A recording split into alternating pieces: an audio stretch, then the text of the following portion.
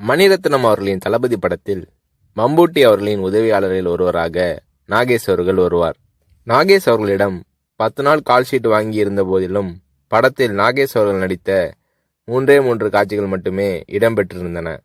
பிறகு ஒரு நாள் ரஜினி அவர்களை நாகேஷ் சந்தித்த போது, மணிரத்னம் என் கால்ஷீட்டை வீணாக்கிவிட்டார், இன்னும் சில காட்சிகளில் என்னை பயன்படுத்தியிருக்கலாம் என்று நாகேஷ் அவர்கள் தன்னுடைய ஆதங்கத்தை வெளிப்படுத்திய போது, ரஜினி அவர்கள் பதில் ஏதும் சொல்லாமல் புன்னகை புரிந்தார். அவ்வளவுதான்.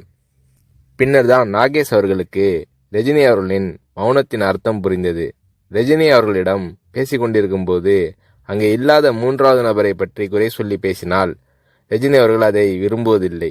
3வது மனிதரை பற்றி பேசுவதோ விமர்சிப்பதோ நாகரீகம் இல்லை என்பது ரஜினி அவர்களின் பாலிசி.